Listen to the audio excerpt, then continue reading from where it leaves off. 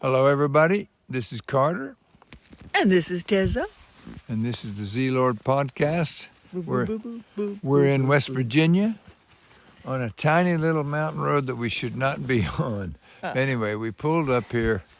It's a little bit too rough for the car that we're in, but it's okay. We made it by. We do crazy things Anyway, like that. here we are, We're camping. and we're stopped by this little creek, and teZa is preparing Lemons. our I'm squeezing lemons. And lemons, we're going to have, we're having lemons, maple syrup, and cayenne pepper, which is a cleanse situation. This is the second day, and we're going to do this for 3 days. And we're Actually, we're starting our third day. this is our This third is the day right completion now. of our second day. With water. Yeah, and water, lemon juice, and cayenne. Anybody can look it up. And maple syrup. And there's no hunger. I mean, you just We're doing don't- pretty good on the hunger I- part. I don't have any hunger. None whatsoever. It's just all of a sudden there's this time. The space is open. It's a little spacey.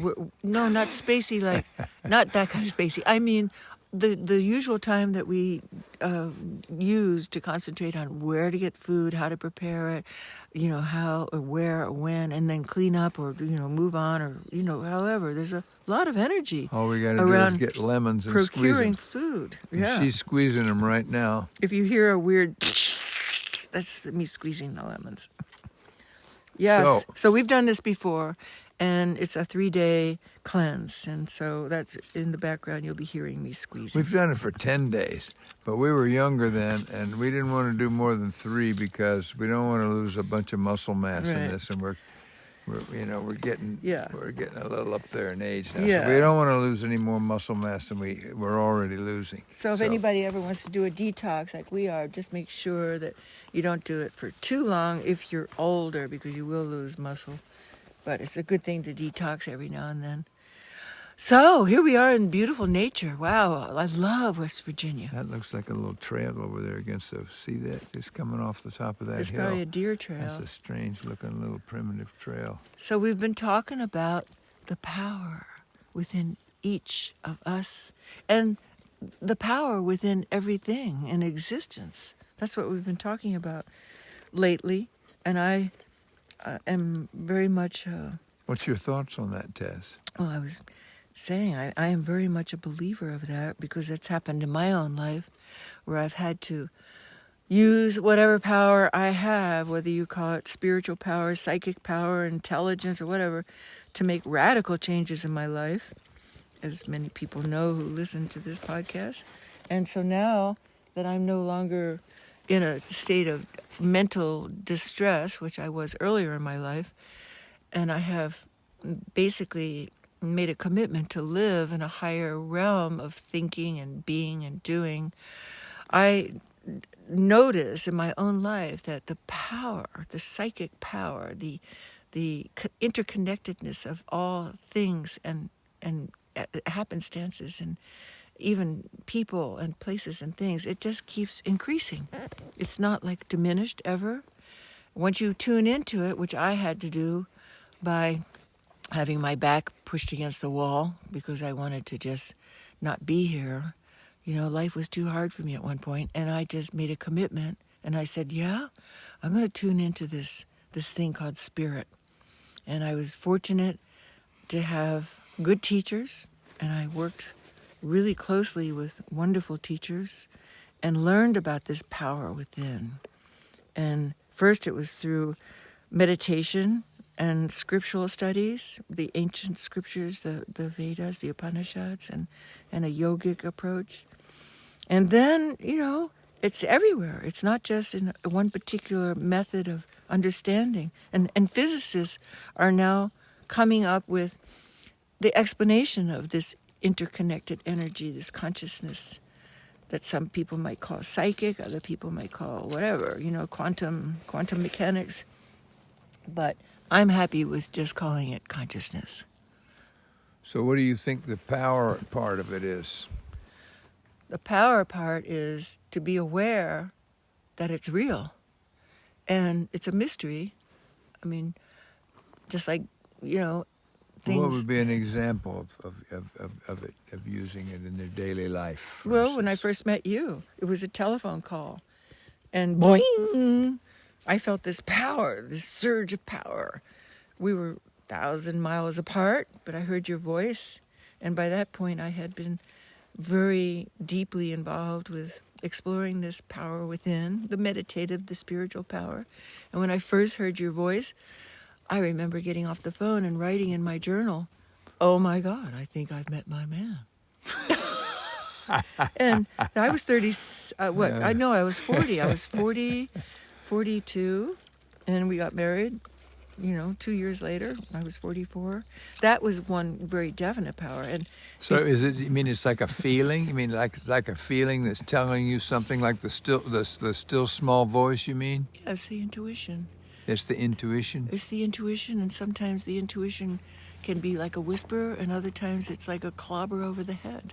Well, I thought we were talking in the car about the power, and we were talking about the difference between if you were going to, for instance, if you wanted to put your thoughts into something positive to happen in the Ukraine, let's say, for instance, then your thinking is that if you prayed and thought positively about it, it would help that situation. And my thinking was that may or may not be true, and it probably is true, especially when you consider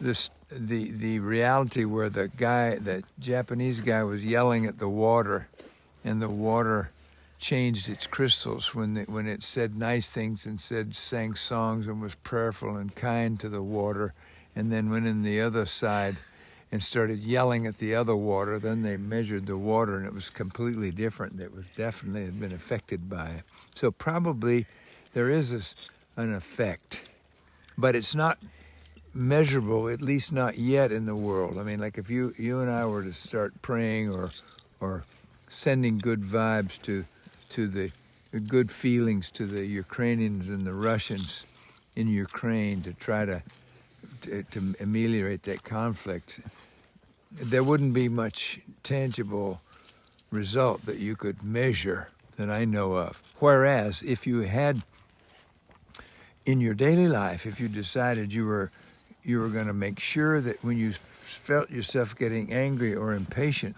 that you stopped that immediately and changed the tune, that you could directly affect your daily life by being aware that you're letting yourself fall into some kind of a negative circumstance or feeling, and you could do something about it, and that's real. That is a psychic power of choice and choosing to Willpower, exercising your willpower. right. But that's tangible and measurable. But So, if I may interject Right. right here. So, first of all, when you start talking about big things like the war in Ukraine, that's huge. That's first of all thousands of miles away, and it's international in its implications. But if we start with just our own tiny little world, our tiny little life, our tiny little energy orb, which is called the body, and maybe our friends or our family, if we start, really concentrating on that being the place where we can learn about this psychic energy, then we see results, like you said. And so it's hard for people to wrap their heads around the fact that if everybody in the world was thinking positive thoughts, that this would be a positive planet. But I am convinced of it, and nobody can unconvince me of it, that if everybody was exposed to the fact that they have this choice for this psychic ability to raise their consciousness up and to see that life is much more of a mystery, a magical mystery tour, so to speak, then I think people would be happy to try that, to experiment with it and to see that it actually works in small ways first. You just do like a smile. Like we have this exercise this week. We always have a spiritual exercise from a study group we do. And the exercise is just to smile. Something so simple. But if everybody went around and greeted each other with a smile, what a difference this world would be. But we don't. So a lot of us wear our emotions. And we're never going to ever be able to have everybody doing anything. It's just never going to happen. It'd be nice to think about, but it certainly doesn't hurt to think good thoughts, and it certainly doesn't hurt to smile, for sure. Everybody's going to be always doing different degrees of everything. But if we have a movement, like if we see that there's a change, if there's a sea change, call it a paradigm shift, call it a cultural, crossroads, it's happening. You mean like the harmonic convergence thing that happened in the 80s that's something that you were talking about, where everybody worldwide, or when you have the Day of World Peace and everybody all around the world kind of gets on the same page, or even Earth Day, or these movements where everybody's thinking about one thing on the same day all over the place. Well, that would be... The question is, that would be a nice thing. Is that measurable? Can you... I don't know about measurable. I don't know why I'm involved in that. Forget measurable. Why are you thinking about measurement? Let's just say... Start with your own life card. Would it be good... No, wait. You're making it too complicated. Just start with... Is there real power in it, or is it just some bullshit that's made up by somebody who's got a... pie in the sky thought? That's the question. Okay, from scripture, from the Upanishads, I can guarantee you that this is a reality. And it was explained to me by this, that if you take an acorn from an oak tree, which is a huge thing, an oak tree is huge, right? Right. And if you take this little tiny acorn, it's a tiny little thing. Right. It's a seed, or any seed, but we're talking about an acorn. And within that acorn, if you look at it, it just looks like an inert thing, right? It could look like it was sculpted out of wood, but it's not. It's got the germ of life in it. And you take that little tiny acorn and you plant it, and what's going to happen? It's going to grow into a sapling, and then if it's tended, it grows into a big, huge, magnificent tree. So the way it was explained to me is everything in existence has the power, the same power as the most magnificent thing. If you think of like a comet, that has a huge amount of energy. But we, as living entities, we are connected all in this huge shebang, this thing called life, the universe, the multiverse. We have the same power within us as anything, because we're connected and we have that energy. And that is what physics is proving right now. This terribly complicated book that I'm struggling through called The Tao of Physics. It's correlating the spiritual concept of oneness, which is unity, everything is connected through consciousness, correlating it to the new discoveries and the new realities that has started since Einstein discovered the theory of relativity. And that beginning of a new study of physics is called quantum physics, or it has quantum mechanics and relativity and all that. It's the world is changing. The perspective. Well, the understanding of what we're capable of is changing, and we are changing. There's been a huge change in our lifetime as regards human relations, and it's way better now than it was, and there's much less tolerance for racism or ugliness or putting other people down or judging people by groups and tribalizing. There's infinitely less tolerance for that kind of behavior, which in the 50s was everywhere and all over the place. Anywhere you went, there was some one group didn't like this group and one group didn't like that group, but that is changing. And now, in this age, we've had huge progress in the last 40 or 50 years in that area. I mean, the world is a different place. There's no question.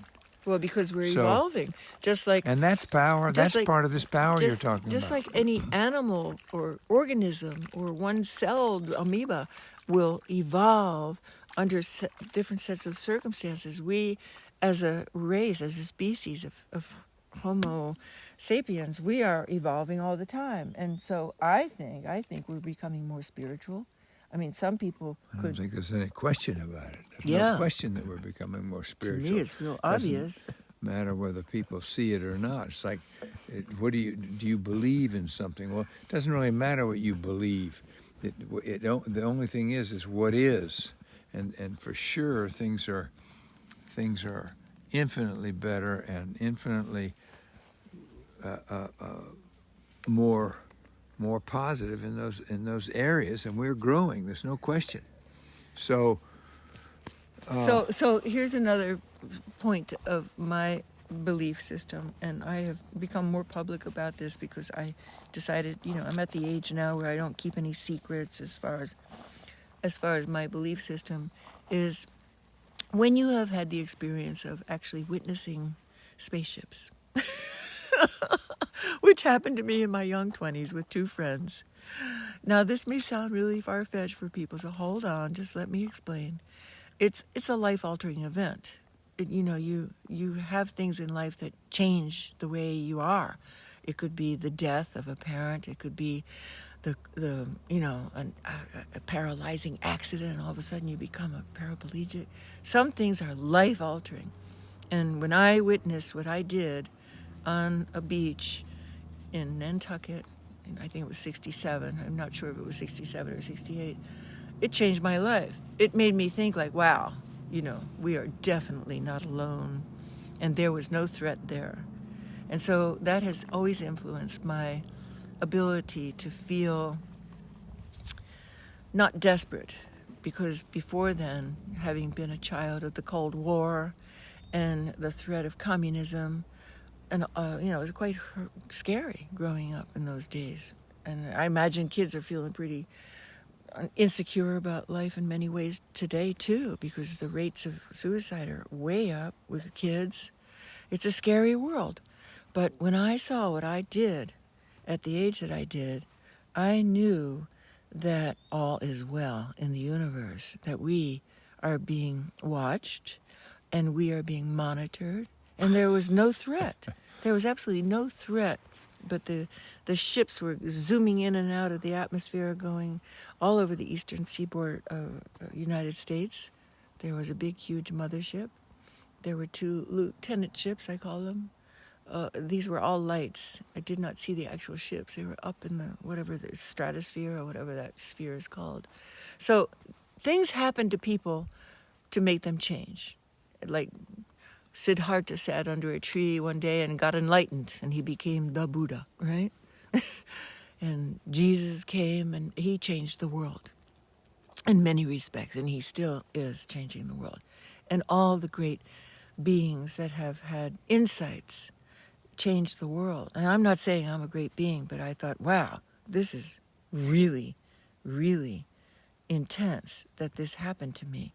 And I've carried that with me for the last 50 years or more. And what am I doing with it? Well, as I mature, as I get more relaxed with my own mental challenges, I have merged into totally believing the oneness, the interconnectedness, and it not only gives me mental comfort, it gives me a purpose to be alive, to spread the word, to share it in my work, my writing, my arting, my speaking, even this podcast. So it's not something I just want to keep to myself and say, wow, I'm so, blown away that happened to me. I'm just going to crawl into a corner and suck on it. No, I feel like now's the time to come forward and really reveal what are the things that made me, teZa Lord today, become who I am. And that was one of the main things. And of course, there were other examples. And I do believe that power that I'm talking about, that power that we have within ourselves, it was very much shown to me through meditation. So when I was ready to give up being a party girl, so to speak, or what else do you call it? Somebody who's not serious about life. I was drugging and drinking and hanging out with inappropriate people. But when I almost died, and I said, now's the time to change, I threw myself into the alternative of that, which is the spiritual life. I became addicted to spirit, whereas before, it's very similar. The people who get addicted to booze, that's called spirits. Booze is called spirits for a reason, because it shifts our consciousness and it makes us have that feeling of euphoria. That's why many people like drinking booze. Right, Carter? Yeah. Yeah. So Changes your consciousness. it changes your consciousness. Makes you feel good momentarily. And so we've been talking a lot with a whole bunch of different And if you frames. got a lot of anxiety, or you're tired at the end of the day, and you have a little booze, it makes you feel good for the moment.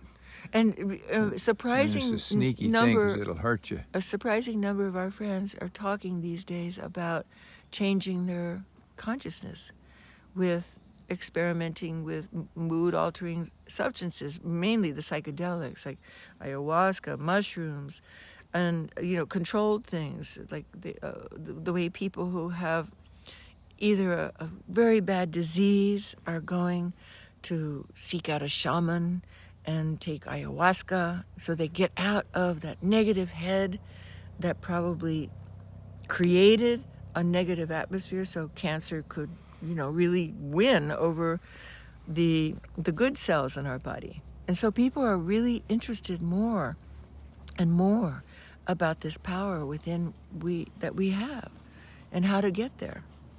So what do you think, Carter? Do you have any personal experiences about that power within? Well,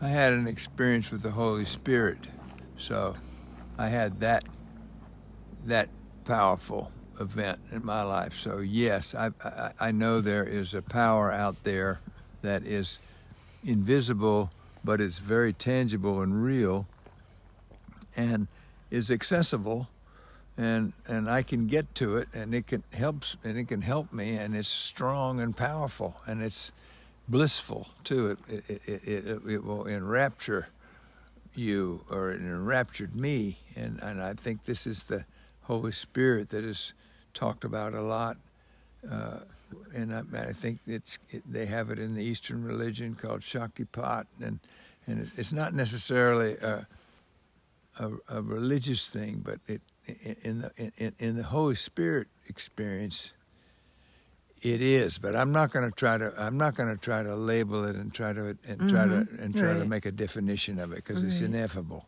Right. But that's good. It's powerful. And the question is, does it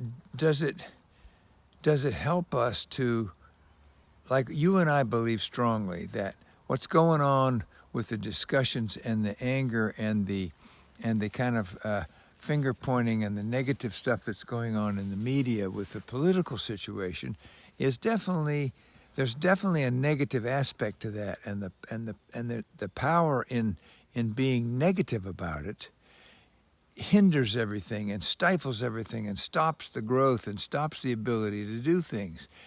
But if I and everybody else, if I cannot engage in that, and I can make a big effort and use my choices to think positively about no matter what it is, and have respect for my fellow countrymen, whether they believe what I believe or not, and listen better, and maybe I can actually learn something and get smarter and see something from another point of view, that things get better, and that is real powerful way to have growth and make things and influence the world in a positive way. And so my little circle of life, I've got a lot of power over my little circle of life and the people that I come in contact every day. Maybe not so much in the Ukraine from here, but I don't necessarily think that I'm not helping the Ukraine when I pray for them. I mean, I think any good vibe that's sent, we don't know, but it certainly can't hurt anything. Actually, we do know. We've talked about this like way back in, I think, 70s. They had the book called The Secret Life of Plants, and they started experimenting with sending good vibes to plants. And that was a documented discovery I can't remember the But office that's if name. you're in your immediate vicinity. I'm talking Right. about something 1,000 miles away. That's different. Right. Well, I don't But know. we don't have to talk It's- about 1,000 no, miles no. away. We can It's- talk about right here. Well, you start with yourself. You can't just jump. You just can't jump into like, oh yeah, I'm going to fix the war in Ukraine. I'm going to fix Gaza by wishing it away. I'm not saying that at all. I'm saying that if each one of us took responsibility for our own Thoughts. state of mind, Right, that's right. and we can make watched a big difference. our We can make a big thoughts, difference. because for thoughts are energy, and energy, if it was a big puff of pink coming off of our brains every time we had a thought, this world would be covered with pink clouds, right? I mean, if there was a visible way to see that there's, oh, that person has a thought, rather than just being thoughtless, which doesn't happen too often. It's invisible. You can't see it. You but can't it's see there. it. You can't measure it. Doesn't mean it's not there. It's there. But it's just like a belief system, okay? But like I said before, the physicists are catching up. The world of science is catching up to spirituality. And there are researches being done. I mean, I mentioned the other day to you about this friend of mine who's considered a well-regarded spiritual teacher. And some people from some university came and wired her up with electrodes all over her body, and were measuring her brain waves and her, electromagnetic forces and everything you can measure in the comfort of her own home as she was meditating. And then also when she was not meditating, like how does this residual effect of, purposely stopping the process of logical thinking, which is what meditation really is, or as Eckhart Tolle calls it, tuning into presence. His method is not to meditate, but to be aware of this energy that is within our bodies, deep within our bodies, that when you become aware of it, that becomes your reality. That's the presence that Eckhart teaches, rather than... Which is right now. Yeah. Everything is now. Every minute We can of get now. on the now. Every second of now. We can get on the now. That's a great place to be. And the now doesn't just happen right not so now. easy to get there. The next minute, the next second, it's now. Always now. It's- And actually, at the end of the day, it's the that's really continu- all there is. There's nothing else Right. but now. The question is, can we experience it? Yeah, that's the trick. As now. And the answer is most of us can't, and most of us are involved in our monkey mind and our thoughts and all the unruliness of our mind working and all these things, and there's a lot of stuff in the way of experience this instant. Well, I think I'm fortunate because I had trauma, and lots of people have trauma, but I think my kind of trauma forced me to explore this power within, because I was so unhappy and dangerously inflicting of violence, and just, it wouldn't have ended well if I hadn't tuned into something much healthier. Let me put it that way. So I'm a firm believer, because I've tested this power within in my own life. And anybody who's listening, really don't just take my word for it, or don't just read a book and say, oh yeah, I believe it. But once you have the knowledge of this power within, you can start testing it. Yeah, and if we can become aware of when we're not helping the situation, that's the first step. When I can become aware that I'm making the situation worse with my own anger or my own opinions or my own self-centered egotistical thoughts, and not listening to the other guy. If I can become aware of that, then I can do something about it. And if I do something about it and change my attitude, things get better. Mm-hmm. And that's real power. So that's the real, for me, that's the biggest thing is how can our country get on a better path? And the way clearly is to be aware of each other and to have respect for each other and be kind in our in our disagreements. And there's a lot of people like Arthur Brooks and people talking about it, and I think we are getting there. I think we've passed the tipping point, and I'm hopeful that we have, and that things are going to get better now. We've been through the worst of this, and now we just have to be kind and work together, and the country is better politically when we are more centrist, and when we get the best out of both worlds when we give the other guy the benefit of the doubt and try to work together and reach across the aisle. So anyway, what you're saying is that's not the the way power. I feel. That's Carter's opinion, folks. I mean, the wonderful thing about our relationship is we give each other the permission to have our own opinions. We're not just yesing each other. I don't know if politics is ever going to get like that. I think the nature of politics is always going to be aggravating and about control and about ego, and there's always going to be challenges. It always has been since the dawn of man, from what I can understand about history. But I look at the change that's happening in our human family as being an individual shift. If enough individuals start to elevate their consciousness, that will affect everything around them. Well, do you think it's happening?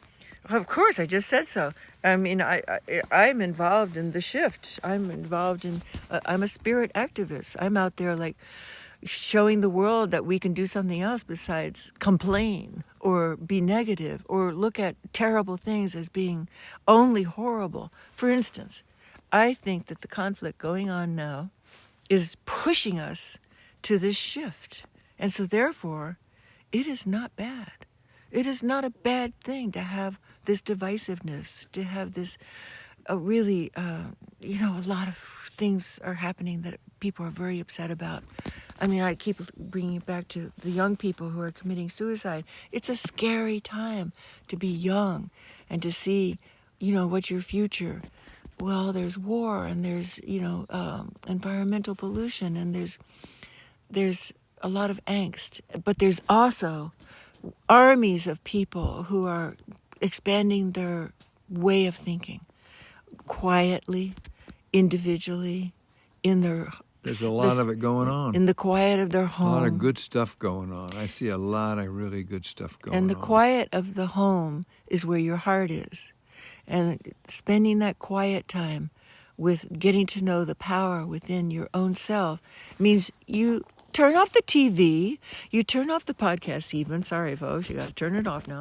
And you tune in to this power that we have. And if you don't know how to tune into it, there are teachers out there, there are videos, there are courses, there are so many teachers of mindfulness, of oneness, of solutions for healing. And that's what I'm talking about. One person at a time, letting their heart heal. I'm not talking about like this huge thing that's going to happen overnight, because it won't. I mean, It's not going to happen overnight. I've lived in Israel. I know what's going on between the Jews and the Arabs. I know, and it's not going to heal overnight, but it will heal if one person at a time tunes into this magnificent, like limitless power that we have to heal, to be creative, to come up with new solutions. And that only happens when we're in that relaxed, contented frame of mind.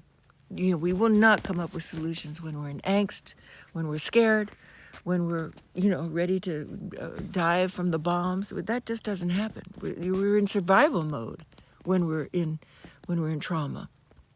But if we can get into that creative flow where we attune ourselves to the magnificence of our essence, then that's what I'm talking about. One person at a time.